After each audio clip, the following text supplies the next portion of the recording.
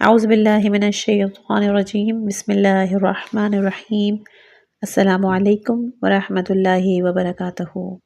خوش آمدید صراط مستقیم کے اس اسلامی آڈیو بک چینلز پر، جہاں آپ کو اسلام کی تعلیمات، حکمت اور رہنمائی پر مبنی کتابیں سننے کا موقع ملے گا۔ ہمارا مقصد آپ کو دین کی صحیح راہ دکھانا اور آپ کے ایمان کو مضبوط کرنا ہے۔ اللہ تعالیٰ ہم سب کو اپنی ہدایت کی روشنی عطا فرمائے اور ہمیں صراط مستقیم پر چلنے کی توفیق دے۔ اس چینل پر آپ کو ایسے مواد ملیں گے جو آپ کے دل و دماغ کو سکون اور علم سے بھر دیں گے۔ جزاک اللہ خیراً اس سفر میں ہمارے ساتھ شامل ہونے کے لیے۔ ہم دعا گو ہیں کہ یہ آڈیو آپ کے لیے فائدہ مند ثابت ہوں اور آپ کی زندگی میں برکت لائے۔ صراط مستقیم کے ساتھ اس علم کے سفر کا آغاز کریں اور اللہ کی رضا کی کوشش کریں۔ جس کتاب کو میں نے شروع کیا ہوا ہے اس کتاب کا نام ہے کہ پھر اس نے خدا کو پا لیا، کہ جس کے آپ پریویس آڈیوز اس لسٹ میں سن سکتے ہیں، لیکن آج اس کی چوتھی فصل جو کہ چوتھا حصہ ہے وفات کے حوالے سے وہ بیان ہوگا۔ چلتے ہیں کتاب کے اگلے حصوں کی طرف۔ پہلی فصل، شیخ رجب علی خیاط کی وفات۔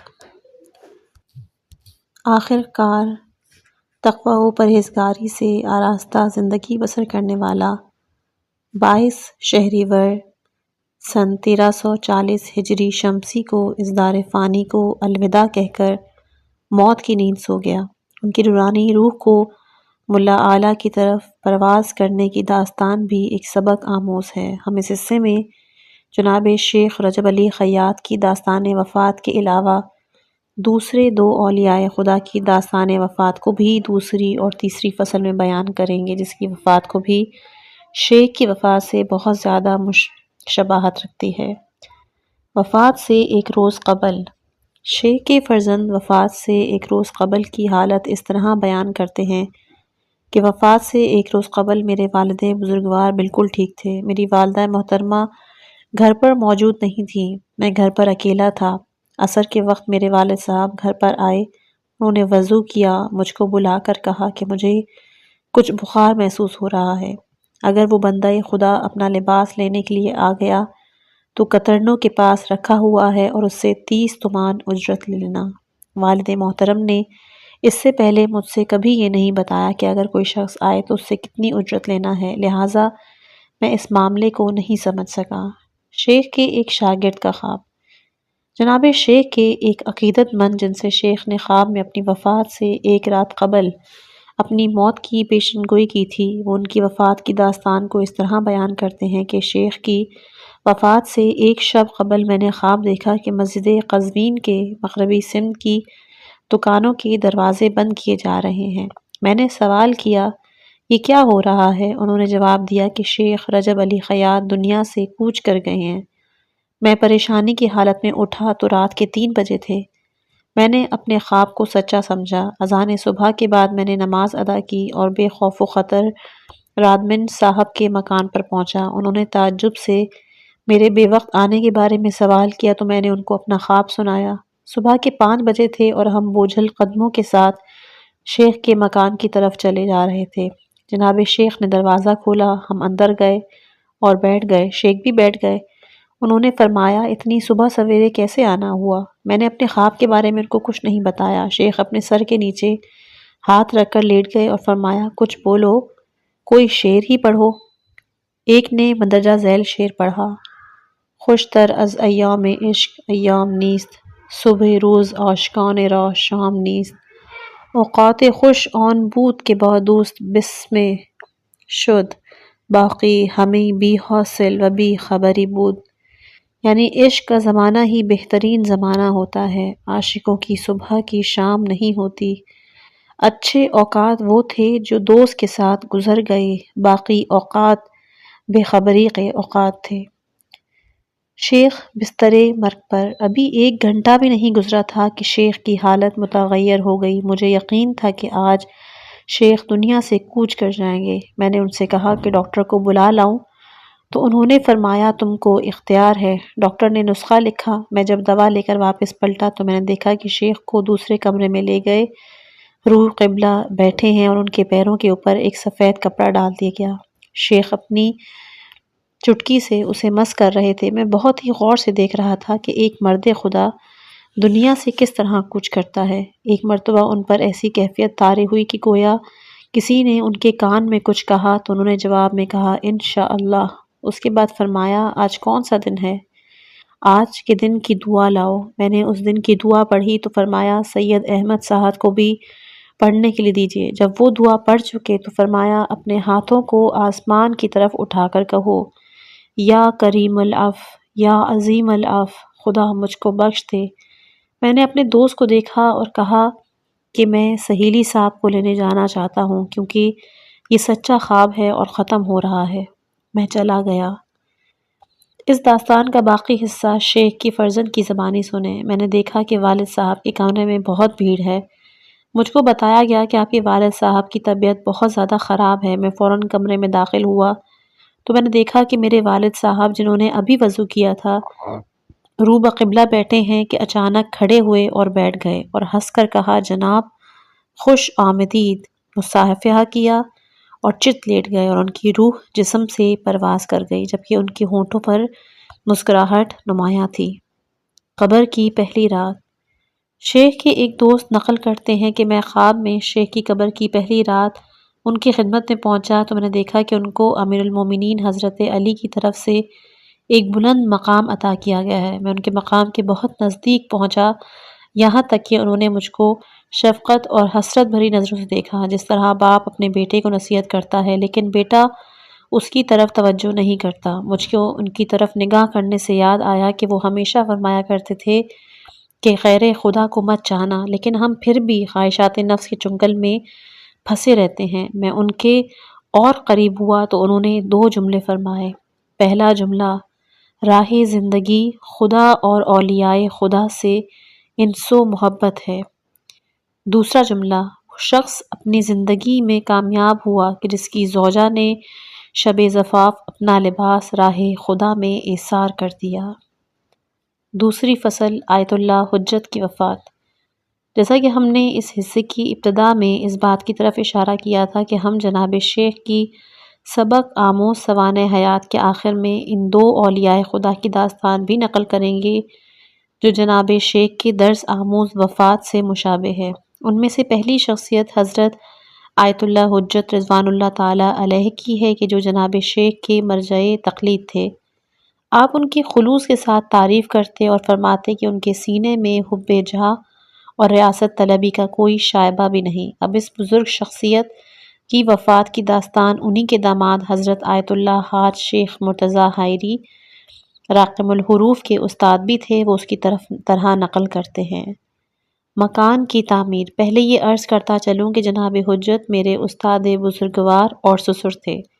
میں آپ کی دولت قدے پر بہت زیادہ آمد و رفت نہیں رکھتا تھا اور نہ ہی ان سے مربوط کاموں میں کوئی دخالت کرتا، لیکن آپ آیت اللہ بروجردی کے زمانے میں مرجع مطلق یا اکثر آذربائیجانی والوں کے مرجع تقلید تھے اور تہران میں بھی آذربائیجان کے رہنے والے اور بعض دوسری جگہوں کے افراد اکثر آپ ہی کی طرف رجوع کیا کرتے اور آپ شہریہ تقسیم کیا کرتے تھے اور پیسے کے اعتبار سے آپ کا ہاتھ کھلا ہوا تھا۔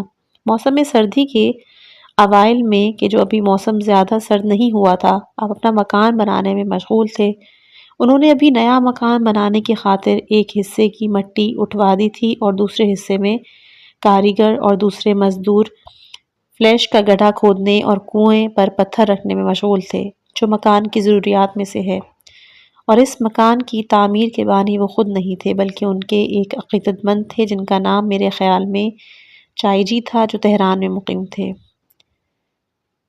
ہمیں ایک روز صبح کے وقت جب آپ کی خدمت میں پہنچا تو آپ اندر ایک کمرے میں تخت پر تشریف فرما تھے اور آپ کی طبیعت زیادہ خراب نہیں تھی۔ معمولاً سردی کے موسم میں آپ کا سینہ جکڑ جاتا تھا، تنگی نفس محسوس کرتے تھے۔ اس وقت سردی کے موسم کی ابتدا میں میرے لحاظ سے آپ کی طبیعت زیادہ خراب نہیں تھی۔ مجھ کو اطلاع ہوئی کہ آپ نے تمام مزدور اور کاریگروں کو بھی واپس کر دیا، تو میں ان کی خدمت میں عرض کیا کہ حضور آپ نے تمام مزدوروں اور معماروں کو کیوں واپس بھیجا؟ انہوں نے مکمل یقین کے ساتھ کہا کہ مجھ کو مرنا ہی ہے، تو معمار وغیرہ کی کیا ضرورت؟ میں کچھ نہیں بولا اور مجھ کو یاد نہیں کہ میں نے ان کے اس جواب میں بہت زیادہ تعجب کیا ہو۔ اس کے بعد انہوں نے کہا کہ عزیزم، ان چند دنوں میں میرے پاس ضرور آنا۔ ان کا مقصد یہ تھا کہ پہلے کی طرح مجھ سے دور نہ رہنا۔ خدایا، جو تو نے مجھ پر فرض کیا تھا اسے ادا کیا۔ میں مکاسب کا درس باہر والے کمرے میں دیا کرتا، ہر روز صبح درس تمام کرنے کے بعد آپ کی خدمت میں حاضر ہوتا تھا اور کبھی رات کے وقت بھی آپ کے پاس جایا کرتا۔ آپ نے ایک مرتبہ مجھ کو بدھ کے روز اپنے پاس بلانے کی خاطر ایک مخصوصی پیغام بھیجا۔ میں جب ان کی خدمت میں حاضر ہوا تو ان کے سامنے والد صاحب کا لوہے کا صندوق رکھا تھا اور حاجی سید احمد زنجانی بھی آپ کی خدمت میں حاضر تھے۔ قیمتی اوراق اور ملکی اسناد وغیرہ آپ نے زنجانی صاحب کو سپرد کی۔ نقد رقم جو ٹوکری میں تھی وہ میرے حوالے کی تاکہ میں ان کو معین شدہ مقامات پر خرچ کر سوں، اور اسی رقم میں سے کچھ حصہ میرے حصے میں قرار دی۔ پہلے ہی سے آپ نے کئی نسخوں میں اپنی وصیتیں لکھ کر رکھی تھیں، جن میں سے ایک کو میرے پاس بھیجا جو اب بھی میرے پاس موجود ہے۔ آپ کی کچھ رقم نجف، تبریز اور قم میں حاجی محمد حسین یزدی مرحوم کے پاس تھی، جو والد مرحوم کے اوصیاؤں میں سے تھے۔ آپ نے یہ وصیت لکھی تھی کہ میری جو بھی رقم میرے وکیلوں کے پاس موجود ہے وہ سب سہم امام ہے، اور جس زمین پر بروجردی صاحب نے ایک بڑی مسجد تعمیر کی، وہ زمین آپ نے مدرسے کی خاطر اپنے ہی نام پر خریدی تھی۔ آپ نے اپنے وصیت نامے میں تحریر فرمایا تھا کہ وہ بھی سہم امام ہے اور کسی کو میراث میں نہیں ملے گی، اور اگر بروجردی صاحب چاہیں تو ان کو مسجد کے لیے دے سکتے ہیں۔ آپ کی تمام رقم ایک تھیلی میں موجود تھی اور آپ نے کئی دن سے سہم امام وغیرہ لینا بند کر دیا تھا، لیکن زنجانی صاحب وصول کیا کرتے تھے، اور جس مہینے کے اوائل میں آپ کا انتقال ہوا اس کا وظیفہ بھی زنجانی صاحب نے تقسیم کرایا تھا۔ ان کی جیب میں فقط کچھ ریزگاری تھی جس کو آپ کی دختر نے ان کی جیب سے نکال کر تکیے کے نیچے رکھ دیا۔ یہ وہ رسم تھی کہ جس کو قدیمی عورتیں بجا لایا کرتی تھی، جبکہ میں اس رسم سے پوری طرح آشنا تھا، یعنی پہلے صدقے کو گروی رکھتی تھیں پھر کسی کو دے دیا کرتی۔ صرف وہی پیسے تھے جن کو وہ نہیں جانتے تھے۔ جب آپ نے رقم والی تھیلی راقم الحروف یعنی آیت اللہ حائری کو کسی جگہ پر لے جانے کے لیے سپرد کی تو ہاتھوں کو آسمان کی طرف اٹھا کے کہا، اے خدا، میں نے اپنے وظیفے پر عمل کیا، تو بھی میری موت کو قریب کر دے۔ میں نے ان کی خدمت میں عرض کیا، جناب عالی، آپ اتنے کیوں گھبرا گئے ہیں؟ آپ کی ہر سال سردی کے موسم میں یہی حالت ہوتی ہے، پھر آپ ٹھیک ہو جاتے ہیں۔ فرمایا، نہیں، میں دوپہر کے وقت انتقال کر جاؤں گا۔ میں اس کے بعد کچھ نہ بولا اور آپ کی فرمائش کے مطابق میں گھر سے نکلا، اس ڈر سے کہ کہیں دوپہر کے وقت آپ کی وفات نہ ہو جائے۔ اس رقم کی ذمہ داری میرے کندھوں پر عائد ہو جائے گی، اس کو ورثہ کو دیا جائے یا اسی کام میں صرف کیا جائے، لہٰذا بڑی محنت و کوشش کر کے میں نے دوپہر کے وقت وہ کام انجام دیا، لیکن آپ کی وفات دوپہر تک نہ ہوئی۔ اسی دوران ایک رات مجھ سے قرآن طلب کیا اور قرآن کو بڑی ہی توجہ کے ساتھ کھولا تو اس کے پہلے صفحے پر ایک آیت تھی، سورہ رعد آیت نمبر 14۔ آپ نے اس وقت گریہ کیا اور خدا کی بارگاہ میں کچھ دعا کی جو اس وقت مجھے یاد نہیں، اور آپ نے اپنی مہر اسی رات یا اس سے اگلی رات توڑ ڈالی۔ انہی ایام میں جبکہ آپ کی وفات قریب تھی، آپ کی آنکھوں پر اس طرح گڑی رہتی تھی گویا آپ بالخصوص کسی چیز کا مشاہدہ کر رہے ہیں۔ وہ فرما رہے ہیں کہ مولا علی تشریف لائیے، لیکن زیادہ دیر نہیں گزری تھی کہ آپ کی طبیعت بحال ہو گئی۔ آپ دعا، ذکر، راز و نیاز سے مشغول تھے۔ مجھے صحیح یاد نہیں کہ دعائے عدیلہ میں نے یا کسی اور نے پڑھی تھی۔ ان کی وفات کے روز درس کے بعد میں ان کے چھوٹے سے کمرے میں گیا تو اس وقت کمرے میں صرف آپ کی دختر یعنی میری زوجہ موجود تھی اور آپ کی صورت دیوار کی طرف تھی، جبکہ آپ ذکر و دعا میں مشغول تھے۔ انہوں نے کہا، آج والد صاحب کچھ مضطرب ہیں۔ ظاہراً آپ کا اضطراب یہی دعا اور ذکر تھا۔ جب میں نے سلام کیا، انہوں نے جواب دیا اور کہا، آج کون سا دن ہے؟ میں نے عرض کی، آج سنیچر ہے۔ انہوں نے کہا، کیا بروجردی صاحب درس دینے گئے؟ میں نے عرض کیا، ہاں۔ آپ نے کئی مرتبہ تہہ دل سے الحمدللہ کہا۔ آپ نے کچھ اور گفتگو بھی فرمائی جس کو میں نے اختصار کی خاطر لکھنے سے گریز کیا ہے۔ آپ کی دختر نے کہا، آج والد صاحب کی طبیعت کچھ ناساز ہے، لہٰذا ان کو تھوڑی خاک شفا پلاتی ہوں۔ میں نے کہا، بہتر ہے، وہ تھوڑی خاک شفا لائیں۔ میں نے جناب کی خدمت میں عرض کیا، بسم اللہ، نوش فرمائیں۔ آپ بیٹھ گئے۔ میں پیالی ان کے سامنے لے گیا۔ انہوں نے سوچا کچھ کھانا یا دوا ہوگی، لہٰذا کچھ غصے میں بولے، یہ کیا ہے؟ میں نے جواب دیا خاک شفا ہے۔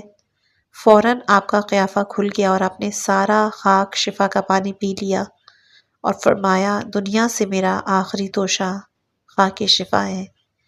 یا صرف آپ نے تربت کہا اور پھر لیٹ گئے اور اپنی اصلی حالت پر پلٹ گئے، دعا اور ذکر میں مشغول ہو گئے اور میں اندر یا باہر کے دروازے میں وہیں پر موجود تھا۔ آپ کے اسرار پر دوسری مرتبہ پھر دعائے عدیلہ پڑھی گئی۔ آپ کے دوسرے فرزند سید حسن اور خود جناب عالی بھی تکیے پر سینہ رکھے ہوئے روبِ قبلہ بیٹھے ہوئے تھے اور ترکی و فارسی زبان میں اپنے عقائد کا اظہار فرما رہے تھے۔ مجھے یاد ہے کہ آپ حضرت امیر المومنین کی خلافت کے اقرار کے بعد ترکی زبان میں فرما رہے تھے کہ بلا فصل اور اولاد پیغمبر اور حضرت علی کی بنسبت اس آیت کی بھی تلاوت فرما رہے تھے۔ اللہ نے کس طرح کلمہ طیبہ کی مثال شجرہ طیبہ سے بیان کی جس کی اصل ثابت ہے اور اس کی شاخ آسمان تک پہنچتی ہوئی ہے۔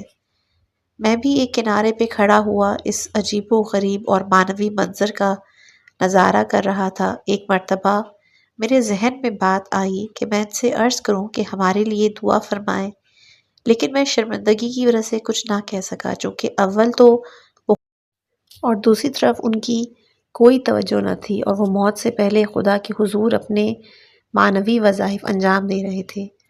دوسرے یہ تقاضا اس بات کی نشاندہی کر رہا تھا کہ ہم بھی ان کی موت سے آگاہ ہو چکے ہیں۔ میں تمام افراد، سید حسن، ان کی دختر اور دوسرے رشتہ داروں کے پیچھے ایک طرف کھڑا ہوا حالات دیکھ رہا تھا۔ میں نے ان کو یہ کہتے بھی سنا، اے خدا، میرے تمام عقیدے حاضر ہیں، سب کو میں نے تیرے سپرد کیا، وہ مجھ کو واپس کر دے۔ میں وہیں پر کھڑا ہوا تھا کہ آپ کی روح اسی حالت میں پرواز کر گئی جبکہ آپ اپنا سر رو بقبلہ تکیے پر رکھے ہوئے تھے۔ ہم نے احساس کیا شاید آپ دل کی تکلیف سے دوچار ہو گئے ہیں۔ کچھ کرامین کے قطرے آپ کے منہ میں ٹپکائے گئے تو میں نے مشاہدہ کیا کہ دوا ان کے ہونٹوں کے کنارے سے باہر گر گئی۔ بس اسی وقت ان کا انتقال ہو چکا تھا، لیکن جب خاک شفا کا پانی حتیٰ کرامین کے قطرے ان کے گلے سے نیچے نہ اترے تو مجھے پوری طرح یقین ہوا کہ آپ انتقال کر گئے ہیں۔ لہٰذا جیسے ہی باہر نکلا تو مجھ کو مدرسہ حجتیہ سے اذان کی آواز سنائی دی، یعنی آپ ظہر کے اول وقت انتقال کر گئے، جیسا کہ انہوں نے بدھ کے دن فرمایا تھا کہ میں ظہر کے وقت انتقال کر جاؤں گا۔ آخر میں آیت اللہ حائری یہ اضافہ کرتے ہیں کہ مذکورہ 12 داستان میں ایمان محکم کی مندرجہ ذیل غیبی نشانیاں موجود ہیں۔ پہلا، آپ کا اپنے مرنے کی ظہر کے وقت کی خبر دینا اور آپ کا ظہر ہی کے وقت انتقال کرنا۔ دوسرا، مکاشفے کے ذریعے امیر المومنین علیہ السلام کو مشاہدہ کرنا۔ تیسرا، آپ کا یہ خبر دینا کہ دنیا سے میرا آخری توشہ خاک کی شفا ہے، اور ایسا ہی ہوا، بغیر اس کے کہ آپ خود خاک شفا چاہیں یا اس پیالی میں خاک شفا کا پانی ہونے کا احتمال دے، کیونکہ آپ نے سخت لہجے میں پوچھا کہ یہ کیا ہے، گویا آپ اس کو واپس کرنے کا ارادہ کر چکے تھے۔ تیسری فصل، حاجی آخوند تربتی کی وفات۔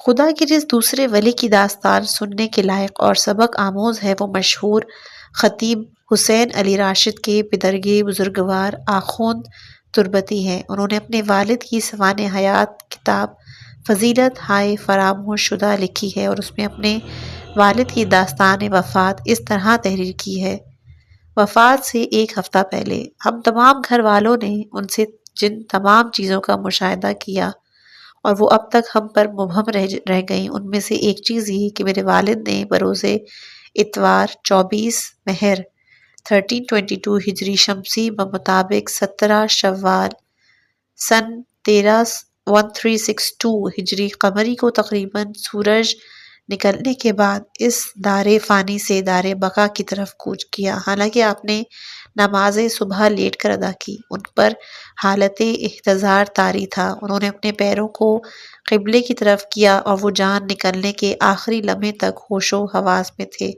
ان کی روح نکلنے کے وقت ان کی زبان پہ کلمہ لا الہ الا اللہ جاری تھا۔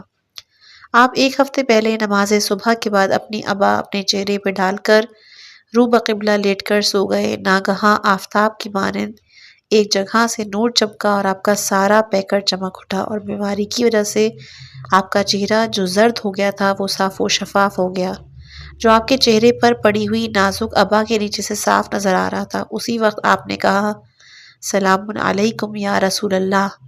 آپ اس حقیر و ناچیز کو دیکھنے کے لیے تشریف لائے۔ اس کے بعد ایسا معلوم ہو رہا تھا جیسے لوگ ایک ایک کر کے انہیں دیکھنے کے لیے تشریف لا رہے ہیں۔ حضرت امیر المومنین سے لے کر آخری امام تک سلام کرتے گئے اور ان کے تشریف لانے پر ان کا شکریہ ادا کرتے رہے۔ اس کے بعد حضرت فاطمہ الزہرا کو سلام کیا، پھر حضرت زینب کو سلام کیا اور روتے ہوئے عرض کی، بی بی میں نے آپ کے لیے بہت گریہ کیا ہے۔ اس کے بعد اپنی ماں کو سلام عرض کی، کہا، مادر گرامی آپ کا شکریہ کہ مجھ کو پاک دودھ پلایا۔ آپ کی یہ حالت سورج نکلنے کے 2 گھنٹے بعد تک جاری رہی۔ اس کے بعد جو روشنی آپ کے پیکر پر چمک رہی تھی وہ ختم ہو گئی اور آپ کی پہلی حالت پلٹ آئی۔ آپ کے چہرے کا رنگ پھر بیماری کی وجہ سے زرد ہو گیا۔ ٹھیک اگلے اتوار کو وہی 2 گھنٹے حالت احتضار میں گزرے۔ آپ نے آرام سے دائی اجل کو لبیک کہا۔ اسی ہفتے کے دوران ایک دن میں نے ان کی خدمت میں عرض کیا کہ ہم پیغمبر اور بزرگان الہی کے بارے میں روایتوں میں بہت سی چیزیں سنتے ہیں اور یہ آرزو کرتے ہیں کہ کاش ہم بھی ان چیزوں کو سمجھتے۔ اب آپ میرے سب سے نزدیک ہیں اور آپ میں یہ حالت دیکھی گئی ہے، لہٰذا میرا دل چاہتا ہے کہ میں آپ سے یہ سمجھوں کہ یہ کیا تھا۔ آپ خاموش رہے اور کچھ نہ بولے۔ میں نے 2-3 مرتبہ پھر یہی سوال دہرایا لیکن آپ پھر بھی خاموش رہے۔ جب میں نے 4تھی یا 5ویں مرتبہ یہی سوال دہرایا تو انہوں نے کہا کہ حسین علی مجھ کو پریشان نہ کرو۔ میں نے عرض کیا، میرا ارادہ کچھ سمجھنے کا ہے، تو جواب ملا کہ میں تم کو نہیں سمجھا سکتا، تم خود سمجھو۔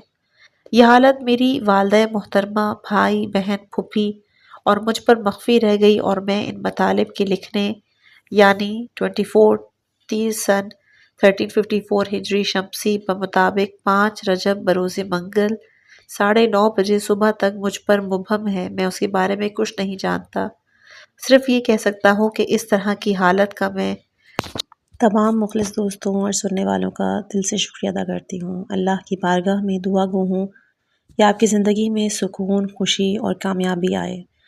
خداوند متعال ہم سب کو اپنی ہدایت کی روشنی دے اور ہمیں اپنی نعمتوں سے مالا مال فرمائے، الہی آمین۔ ہمارے ساتھ اس سفر میں شریک ہونے کے لیے بہت بہت شکریہ۔ اگر آپ میرے اس چینل پر نئے ہیں تو اس چینل کو سبسکرائب کرنا مت بھولیے گا، بیل آئیکن دبا دیجیے تاکہ آپ کو میرے ہر آنے والی ویڈیو کا پتہ چل سکے۔